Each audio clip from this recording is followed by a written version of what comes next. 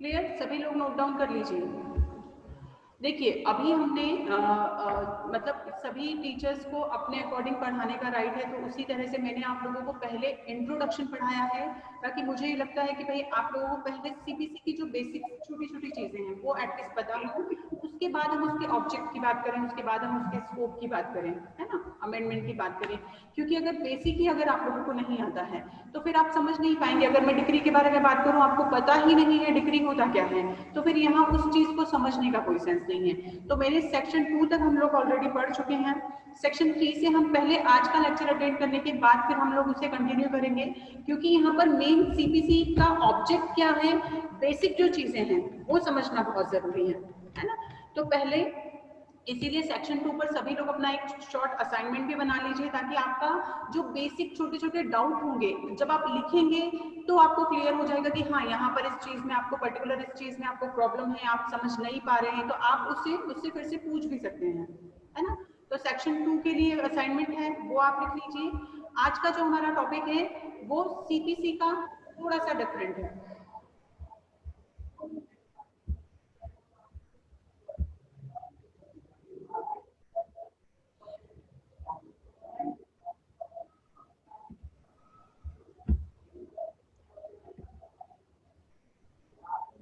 Visible है screen? Yes ma'am. सभी लोग इसकी सिनॉप्सिस भी बनाएंगे। सीपीसी के मेन ऑब्जेक्ट क्या है? देखिए सीपीसी किस चीज से रिलेटेड है, बहुत ज्यादा इसका कोई हिस्ट्री नहीं है। यहाँ पर सिर्फ चीजें हैं कि अगर हम लीगल सिस्टम की बात करते हैं तो उस लीगल सिस्टम में वो सारा कवर करना चाहिए। मीन्स आपके सिविल राइट्स भी और आपके सिंपल जो राइट्स हैं ह्यूमन राइट्स वो भी।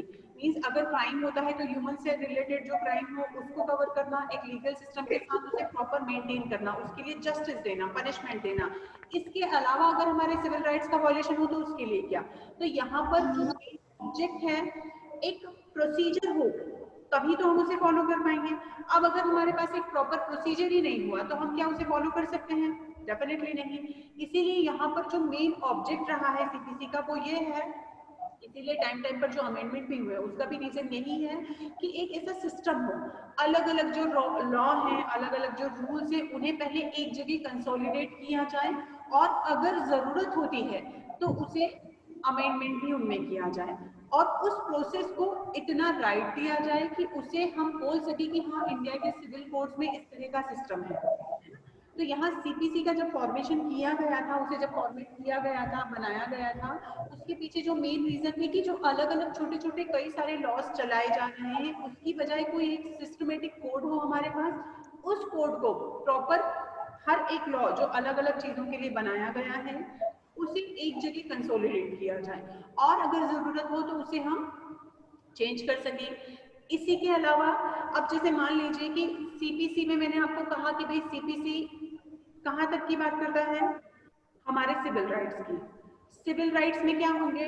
डिक्री होगा, ऑर्डर होगा, और कल मैंने एग्जीक्यूशन के बारे में आपको एक एग्जांपल के थ्रू समझाया था कि सिर्फ डिक्री मिल जाना ही इनफ नहीं होता है, यहाँ उसके एग्जीक्यूशन का जो प्रोसेस है वो भी बहुत मैटर करता है। तो यहाँ पर हर एक चीज को प्रॉपर सिविल कोड के थ्रू रेगुलेट करना, चाहे वो किस चीज से रिलेटेड हो, डिक्री से हो, ऑर्डर से हो, या उसके एग्जीक्यूशन से रिलेटेड हो। इसके रिलेशन में केस का नाम भी लिखिए आप, गोपाल सिंह वर्सेस श्रीमती जोन्स 1932। ये इसी पर बेस्ड था। यहाँ पर ये क्वेश्चन अराइज हुआ था कि सीपीसी का जो मेन ऑब्जेक्ट है वो क्या है, क्या डिक्री देना है? एग्जीक्यूशन के लिए क्या हम कहीं और से चीजें लेकर आएंगे? तो नहीं।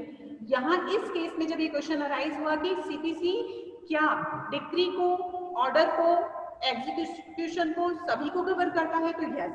यहाँ पर डिक्री सीपीसी सिर्फ और सिर्फ ये नहीं कर रहा है कि भाई आपके राइट्स, आपको डिक्री दे दिया गया, आपने कोई डिस्प्यूट था उसके लिए कोर्ट में सूट फाइल किया, आपके फेवर में डिक्री हो गया, दैट्स इट, या आपके फेवर में कोई ऑर्डर हो गया, दैट्स इट। नहीं, यहाँ पर उसका एग्जीक्यूशन वाला पार्ट है। जब तक वो फुलफिल नहीं होगा तो क्या हमारे पास, मैंने कल ही बताया कि अगर मैं कोई बहुत अच्छी डिग्री लेकर के बैठ जाऊं और अगर उसका एग्जीक्यूशन ना हो पाए तो मेरे लिए वो डिग्री किसी काम की नहीं है। मतलब यहाँ पर डिक्री का मिलना और उसके बाद एग्जीक्यूशन का जो प्रोसेस है वो बहुत मैटर करता है, क्योंकि सिविल राइट्स की जो प्रॉपर रेमेडी है वो हमें कब मिलती है, जब उन चीजों को प्रॉपर एग्जीक्यूशन में लिया जाता है। ठीक है, फिर सबसे खास चीज है, एक है नेचुरल जस्टिस। आई थिंक सभी लोग पहले भी पढ़ चुके होंगे कि नेचुरल जस्टिस होता क्या है। नेचुरल जस्टिस दो चीजों पर बेस्ड होता है, प्राकृतिक न्याय। सभी लोग को सुन पा रही हैं, आवाज आ रही है प्रॉपर? Yes, ma'am. अबे पागल महरम सुनो निकाल ले करिए लेक्चर चली रही किसकी आवाज आ रही है थी? डिटेलिया मतलब मोबाइल में परेशानी आई थी कौन परेशान हो रहा है? म्यूट कर लीजिए अपने आप को। मैम। सॉरी,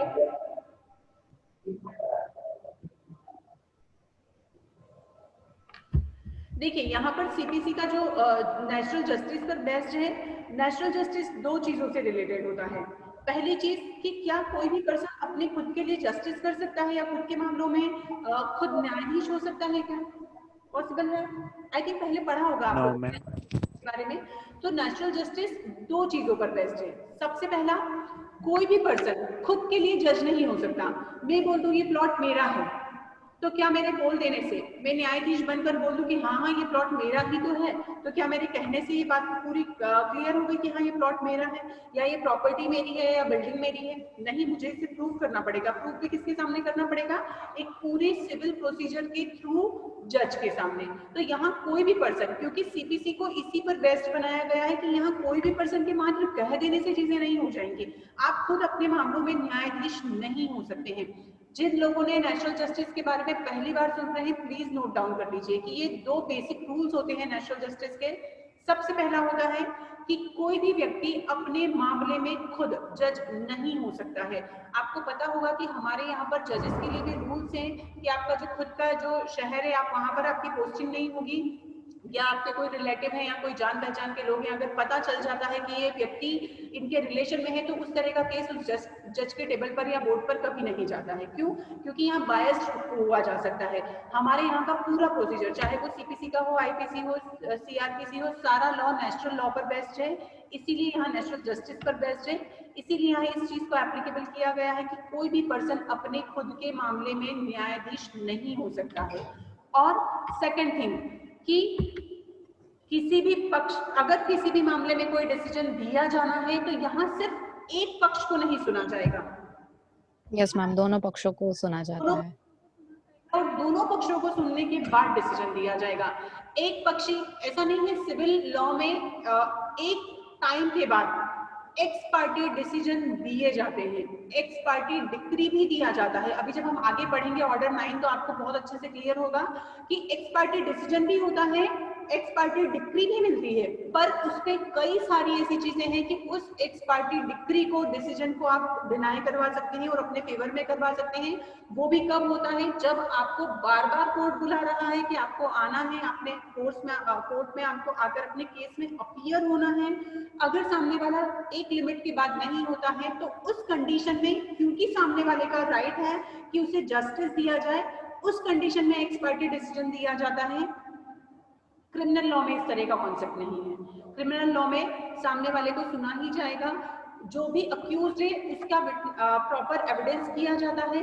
तो यहाँ हम सीपीसी की बात कर रहे हैं जिसमें कि दोनों पक्षों को सुना जाना, और कोई भी पर्सन अपने खुद के मामले में खुद न्यायाधीश नहीं हो सकता है। और हमारा जो सीपीसी है वो इसी पर्पस के साथ बनाया गया है कि एटलीस्ट इन दो चीजों के लिए, इन नेशनल जस्टिस पर अगर बेस्ड सीपीसी है या हमारा प्रोसीजर है, तो सभी के साथ न्याय किया जा सके।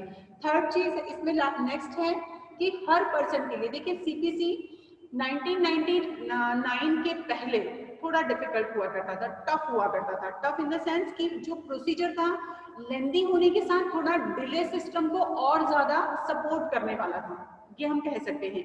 और इसीलिए 1999 में जो अमेंडमेंट हुए हैं, उन अमेंडमेंट के बाद छोटी छोटी चीजों को इस तरह से उसमें अमेंडमेंट किया गया कि भाई जहां पर जो डिले सिस्टम है उसे रोका जा सके। और सीपीसी में इस तरह के अमेंडमेंट भी हुए हैं जिससे कि आप उसके लिए इजीली चीजों को समझ सके। हेलो यस हेलो यस, कौन बोल रहा है भाई?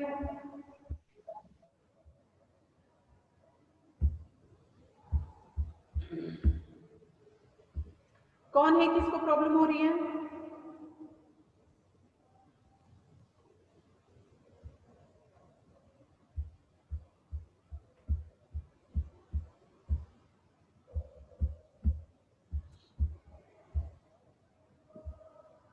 ठीक है, तो यहाँ पर जो कॉमन पर्सन है उनके लिए ये बनाया गया है कि कॉमन पर्सन भी बहुत अच्छे से, कॉमन पीपल उस चीज को बहुत अच्छे से समझ सकें।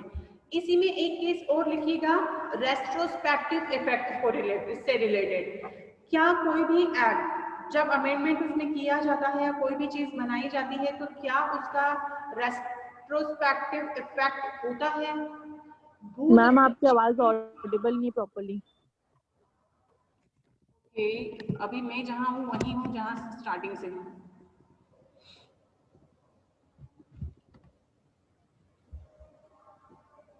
हेलो, अभी आवाज आ रही है बेटा? Yes ma'am. इसमें एक केस लिखिएगा, चित्रा वर्सेस मगम्मा। ये जो केस है सीपीसी से रिलेटेड है, रेट्रोस्पेक्टिव इफेक्ट को से रिलेटेड है, भूतलक्षी प्रभाव।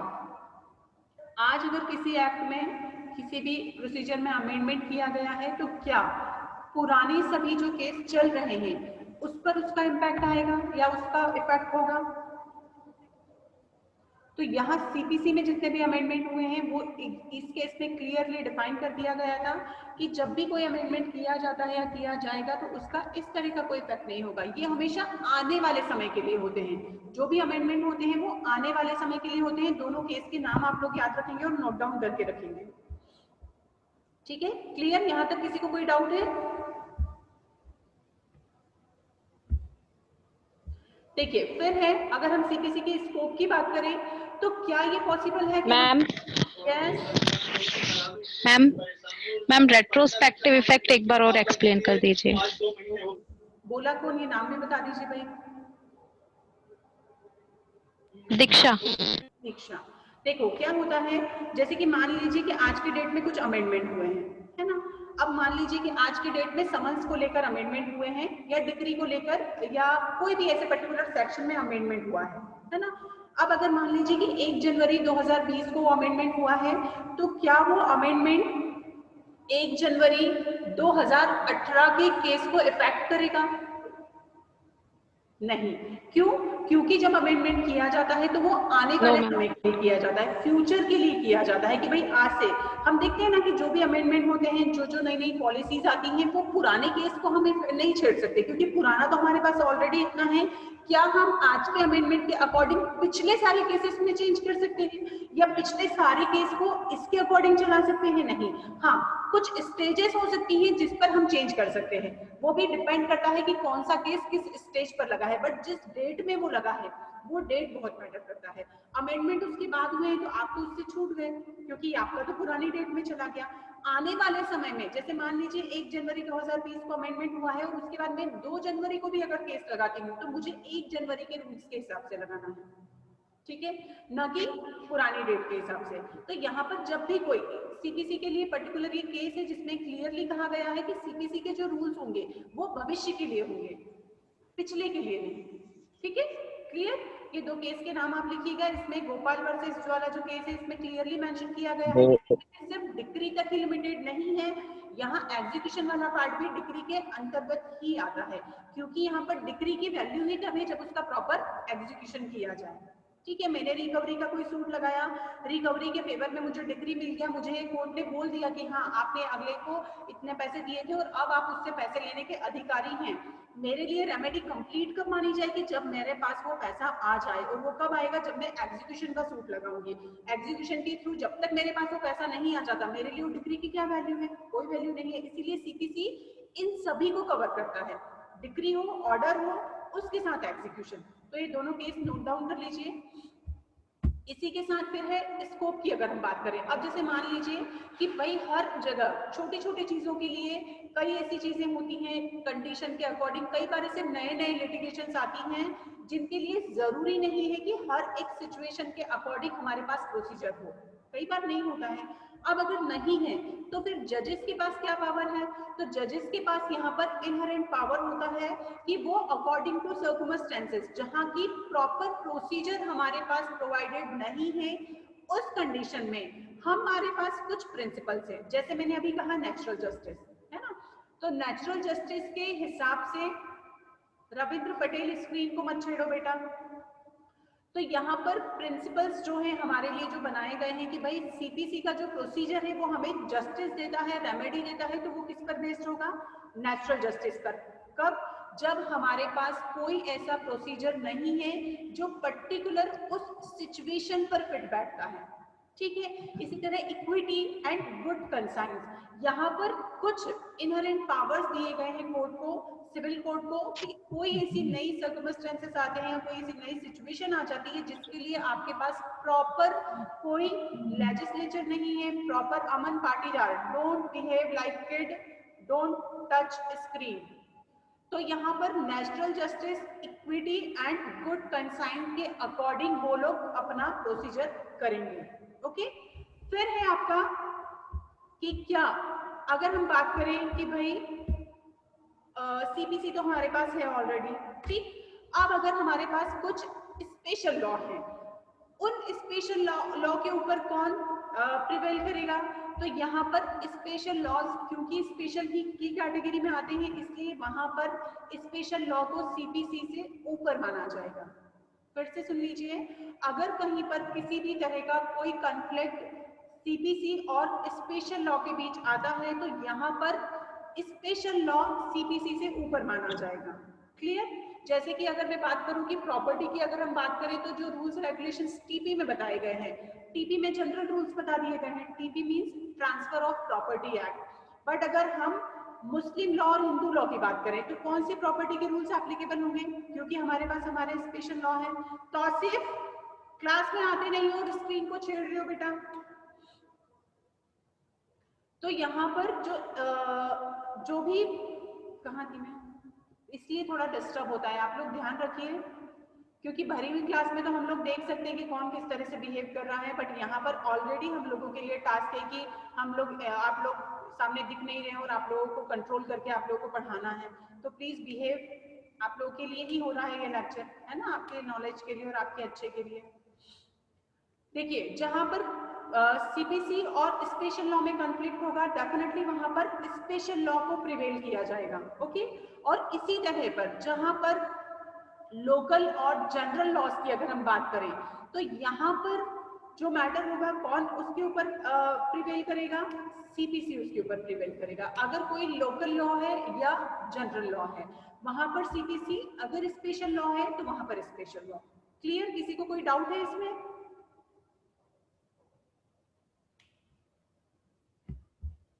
मैम, ये लोकल लॉ और जनरल लॉ क्या एक एग्जांपल देके आप समझा लोकल सकते लॉज कैसे हो होते हैं? क्या? जैसे मान लीजिए कि इंदौर का कोई लोकल लॉ है, होता है ना अलग अलग टाइम का, एक लोकल लॉज में या पर्टिकुलर टाइम पीरियड के लिए कोई लॉ बनाया गया है जो कि स्पेशल लॉ नहीं है। जैसे मैंने एग्जांपल दिया कि प्रॉपर्टी के केस में अगर मैं हिंदू हूं तो चाहे सीपीसी या टीपी के कोई भी रूल्स हो, सबसे पहले मैं केस ही किस में फाइल करूंगी? हिंदू लॉ के अकॉर्डिंग करूंगी। तो यहाँ पर ऑटोमेटिकली मेरा जो हिंदू लॉ वाला एक्ट है उसके साथ सीपीसी चलेगा। तो यहाँ मेरे ऊपर TP as it is applicable नहीं होगा। हाँ, टीपी कब होगा?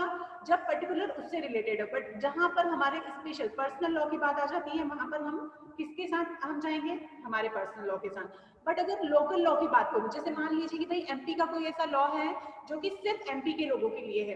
अब क्योंकि सीपीसी तो सभी पर एप्लीकेबल होता है, अब अगर मान लीजिए कि कोई ऐसा केस है जो कि हमारे एमपी के लॉ को ओवरलैप करता है, तो यहाँ पर एमपी का लॉ सीपीसी को ओवरलैप करता है, तो वो यहाँ एमपी के लॉ के ऊपर सीपीसी उसे ओवरलैप करेगा, न कि एमपी के लॉज उसके ऊपर ओवरलैप करेंगे। क्योंकि सीपीसी को यहाँ पर वास्ट माना गया है और सीपीसी क्योंकि पूरी इंडिया पर एप्लीकेबल है, तो यहाँ पर जो लॉ एप्लीकेबल होंगे सिर्फ स्पेशल लॉज की कैटेगरी को छोड़ के बाकी सभी पर सीपीसी एप्लीकेबल होगा। जैसे मान लीजिए कि किसी पर्टिकुलर चीज के लिए ये बोल दे हम कि इस चीज को हमारे यहाँ क्राइम नहीं माना जाता है और यूपी में क्राइम माना जाता है, तो क्या आईपीसी हमें छोड़ देगा? क्या आईपीसी मान लेगा कि ठीक है एमपी में इस चीज को क्राइम नहीं माना जाता बट सीपीसी में आईपीसी में तो माना जाता है, तो एमपी वालों को छोड़ दिया जाए? Is it possible? No, ma'am. तो यहाँ पर लोकल लॉज हो या जनरल लॉज हो, तो इन सब के ऊपर सीपीसी प्रिवेल करेगा। बट स्पेशल लॉ की अगर बात होगी तो हम ये बोल सकते हैं कि नहीं, स्पेशल लॉ को स्पेसिफिक वो दिया जाएगा। देखिए, फिर बात आती है ज्यूरिसडिक्शन की। अब क्योंकि यहाँ पर सिविल लॉ की हम बात कर रहे हैं, अभी सिर्फ हम सीपीसी के बारे में और सिविल लॉज के बारे में बात कर रहे हैं, तो यहाँ पर बहुत मैटर करता है। आईपीसी आप सभी लोगों ने पढ़ा है, आप लोगों को पता ही है कि आईपीसी में ज्यूरिसडिक्शन कैसा जाता है। जहाँ पर क्राइम हुआ है, जिस एरिया का पुलिस थाना लग रहा है, वहां पर आप चले गए, आपने रिपोर्ट, क्योंकि यहाँ पुलिस का ऑटोमेटिकली यहाँ थाने डिवाइडेड है कि भाई इस थाने का ये एरिया था और इस यहाँ की पुलिस अब इसको देखेगी। अब अगर हम सीपीसी की बात करें तो सीपीसी को हम 2 से 4 अलग अलग पार्ट में इसे डिवाइड किया जाता है। स्पेसिफिक ज्यूरिसडिक्शन के पार्ट पे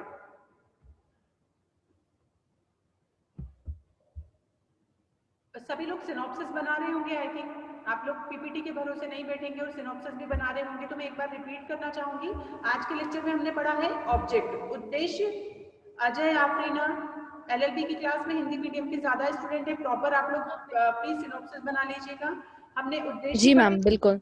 है ना, यस मैम, बिल्कुल के बारे में पढ़ा है कि सीपीसी का क्षेत्र क्या है। तो सीपीसी के क्षेत्र में आप इसे स्पेसिफिक डिफाइन कर सकते हैं कि नेचुरल जस्टिस, प्राकृतिक न्याय, साम्य का सिद्धांत, विवेक, न्याय, विवेक। Yes ma'am. राइट है कि वो अपने अकॉर्डिंग डिसीजन ले सकते हैं। ठीक, यस मैम। स्पेशल लॉ मतलब विशेष विधि यहाँ पर किसको ओवरलेप करेगा? सीपीसी को। पर आपके सामान्य विधियां यहाँ सीपीसी को ओवरलेप नहीं करेगा। ठीक, तो आपका हो गया उद्देश्य, क्षेत्र, और उसके बाद हम बात कर रहे हैं ज्यूरिसडिक्शन की, मतलब क्षेत्राधिकार। क्षेत्राधिकार में यहाँ पर 4 अलग अलग पार्ट में हम इसे डिवाइड कर सकते हैं। सबसे पहला है टेरिटोरियल और लोकल ज्यूरिसडिक्शन। सबसे खास मींस जहां पर भी प्लांटिंग होते हैं या डिफेंडेंट हो सकता है। तो यहाँ पर नोट डाउन कर लीजिए पहले आप सभी लोग इसे। Territorial, pecuniary, jurisdiction over subject matter, origin है एफिलिएट ज्यूरिसडिक्शन, प्रादेशिक स्थानीय क्षेत्राधिकार, आर्थिक क्षेत्राधिकार, विषय वस्तु पर अधिकार क्षेत्र, और मूल और अपीलीय क्षेत्राधिकार। अपीलीय क्षेत्राधिकार भी बहुत मैटर करता है कि अपील कहाँ की जा सकती है, कहाँ नहीं।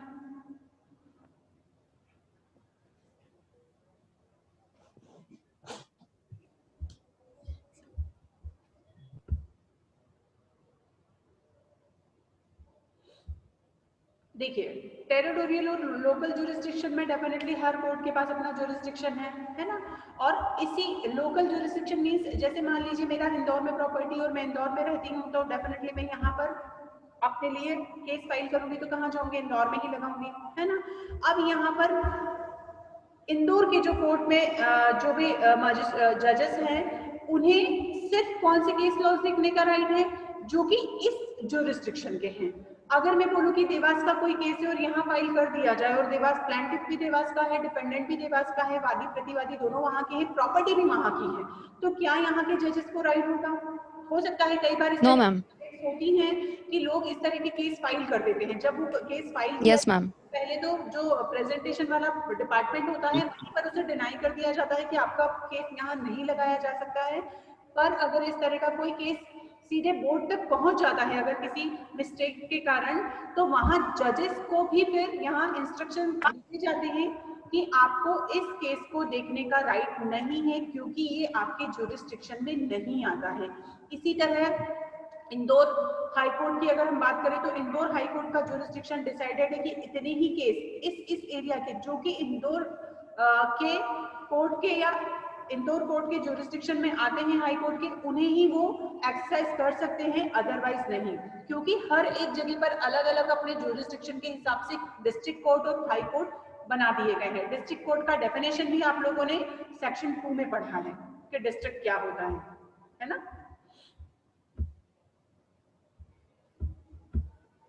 क्लियर है? Yes ma'am. यहाँ तक। फिर है आपका सब्जेक्ट मैटर। अब देखिए सब्जेक्ट मैटर में बहुत क्लियर है, आई थिंक सभी को पता होगा। अगर मैं पूछूं कि हमारे यहाँ पर लेबर कोड कहाँ है, इंदौर के रहने वाले लोगों को तो पता ही होगा। कोठारी मार्केट में, उसी के सामने हमारे डिस्ट्रिक्ट कोर्ट भी है जिसका कि विजिट सभी लोग कर चुके हैं, है ना। फिर होते हैं एडमिनिस्ट्रेटिव ट्रिब्यूनल्स। ये सारी चीजें क्या है, industrial tribunals, labour court, administrative tribunals, ये सिर्फ और सिर्फ सब्जेक्ट मैटर से रिलेटेड होते हैं। उपभोक्ता फोरम होता है, कंज्यूमर फोरम होता है, म्यूट कर लीजिए भाई जिसका भी माइक खुला हुआ है। तो यहाँ पर ज्यूरिसडिक्शन बहुत मैटर करता है। अगर मैं आप लोग टेनेंट एकोमोडेशन से रिलेटेड कोई केस है तो पहला आपका केस कलेक्टर में ही लगेगा, कलेक्टरेट में जाकर आपको फाइल करना है, आप डायरेक्टली यहाँ पर नहीं लगाएंगे। हाँ, अपील वाले पार्ट पर जब आप आ चुके होंगे तब जाकर आप सिविल कोर्ट में उस केस को फाइल करेंगे। उसके पहले अगर वो केस कलेक्टर के सामने जाना है फर्स्ट स्टेज में, तो यहाँ पर क्योंकि वो सब्जेक्ट मैटर का ज्यूरिसडिक्शन, क्योंकि यहाँ एकोमोडेशन के जो केस होते हैं टेनेंट वाले, सबसे पहले कहाँ फाइल होते हैं, कलेक्टरेट में होते हैं। वहां पर जब खारिज हो जाता है, डिसमिस हो जाता है और उसकी अपील जब हम लगाते हैं तब जाकर वो डिस्ट्रिक्ट कोर्ट में आते हैं। तो सब्जेक्ट मैटर में चाहे वो कलेक्टरेट से जो रिलेटेड मामले होते हैं वहीं देखे जाते हैं, इंडस्ट्रियल ट्रिब्यूनल से रिलेटेड वहां देखे जाते हैं, लेबर कोर्ट, आपके लेबर कोर्ट में लेबर लॉ से रिलेटेड जितने भी मैटर होंगे लेबर कोर्ट देखेगा। क्या हम उस केस को डिस्ट्रिक्ट कोर्ट में फाइल कर सकते हैं? नहीं। अगर हम कर भी देंगे तो क्योंकि वहां जजेस को इसका ज्यूरिसडिक्शन नहीं है, वो इसे एंटरटेन नहीं करेंगे, है ना। इसी तरह अलग अलग एडमिनिस्ट्रेटिव ट्रिब्यूनल्स बना दिए गए हैं, वो ट्रिब्यूनल्स को भी राइट है अपने particular subject matter, subject matter का मतलब होता है विषय वस्तु। जैसे कि यहाँ विषय वस्तु क्या है, लेबर कोड, श्रमिक विधियों से रिलेटेड जो केस है, जो मामले हैं, वो कहाँ चले जाएंगे, आपके श्रम न्यायालय में चले जाएंगे, है ना। यहाँ पर डिस्ट्रिक्ट कोर्ट में वो मैटर्स नहीं सुने जाएंगे। तो यहाँ सब्जेक्ट मैटर के अकॉर्डिंग चेंज हो जाता है। फिर है आपका पेक्यूनरी, आर्थिक मामले। आर्थिक मामले में भी जैसे जजेस को एक लिमिटेशन दे दिया गया है कि भाई 3 लाख तक के मामले ये जजेस सुनेंगे, 10 लाख तक के ये सुनेंगे, और उससे ऊपर का मामला होगा तो इन्हें सुना जाएगा। जैसे कि आप लोग अभी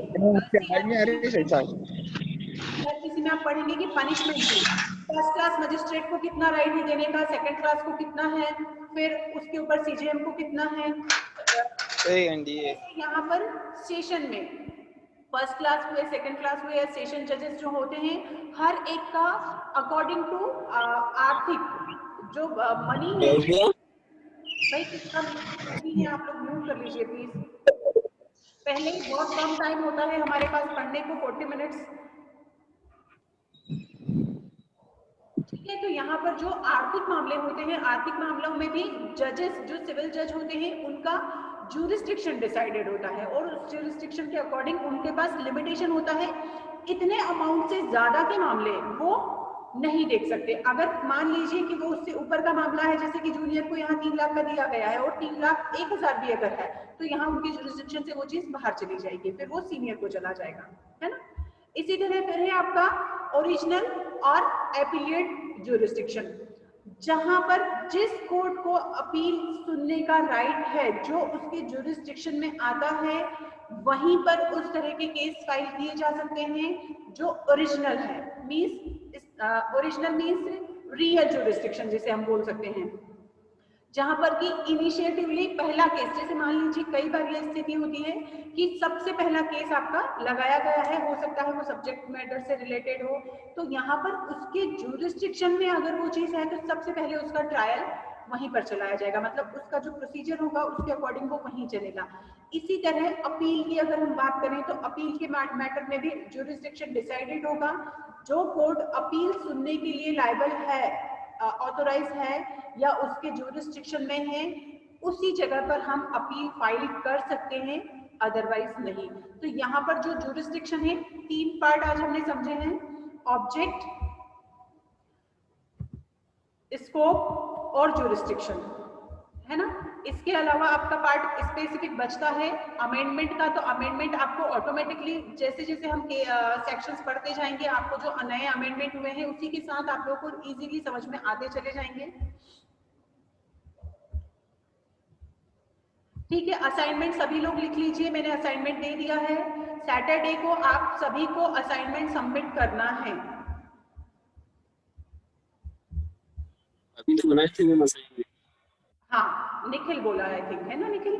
निखिल असाइनमेंट लिख लो, सेक्शन 2 का शॉर्ट असाइनमेंट आप लोगों को लिखना है। सैटरडे को मैं एक मीटिंग शेड्यूल करूंगी जिसमें आप लोगों का एक शॉर्ट टेस्ट भी होगा और इसके मार्क्स होंगे और ये मार्क्स काउंट होंगे आपकी एग्जाम में। तो एवरी सैटरडे हो सकता है या डिपेंड करता है टीचर के कन्वीनियंस के हिसाब से। तो सभी लोग इन चीजों के लिए अवेयर रहिए। सभी लोग नोट डाउन कर लीजिए, सेक्शन 2 पर शॉर्ट नोट लिखना है सभी को, और इसी का एक शॉर्ट ओरल टेस्ट होगा सैटरडे को, और उसका अटेंडेंस बहुत मैटर करेगा, ये भी मैं आप लोगों को बता दूं। तो यहाँ ये नहीं हो कि मैंने डेट डिक्लेयर करना है तो आप लोग ज्वाइन ना करें, है ना। तो यहाँ सेक्शन को अच्छे से पढ़ लीजिए। हाँ निखिल, एक पेज पे लिखना है क्या? मैम, एक पेज पे लिखना है ना? हाँ, एक पेज में नहीं लिखना है, डिटेल में लिखना है, और उसके अलावा प्रॉपर उसको पढ़ना है। उस पर मैं क्वेश्चन भी पूछूंगी। और हार्ड कॉपी में प्रॉपर असाइनमेंट बनाइएगा, क्योंकि आपका इस बार पूरा मार्किंग इन्हीं के अकॉर्डिंग होगा। पिछले सेमेस्टर में तो भाई आप लोगों के ऑलरेडी 2 से 3 यूनिट हो चुकी थी। ठीक है, तो असाइनमेंट नोट कर लीजिए। सैटरडे को आप लोग का टेस्ट भी है। कल सेक्शन 3 से हम स्टार्ट करेंगे। और इसके अलावा सब लोग रीड कर लीजिए। किसी को कोई भी डाउट हो तो कल शुरू के 10 मिनट में पूछ सकते हैं सेक्शन 2 में, क्योंकि आप लोग जब उसे नोट डाउन करेंगे राइटिंग में जब जाते हैं हम, तो हमें कई चीजें समझ में आती है कि हाँ हमें ये समझ नहीं आया, इसका मतलब क्या होता है। तो सभी लोग अच्छे से उसे पढ़ लीजिए। जिसको जो भी डाउट हो आप पूछ लीजिए। ठीक है, आज के लेक्चर में किसी को कोई डाउट है? अभी 1 मिनट है हमारे पास। और अगर समझ आ जाता है तो प्लीज, सभी लोग अलग अलग आंसर नहीं कर सकते। अगर मैं पूछती हूँ तो एक थंब वाला इंप्रेशन आप दे सकते हैं, तो एटलीस्ट मुझे क्लियर हो कि आपको लेक्चर समझ में आया है। मैम बहुत अच्छा था लेक्चर। अच्छा, चलिए, थैंक यू, कल मिलते हैं। Thank you, ma'am. Thank you ma'am.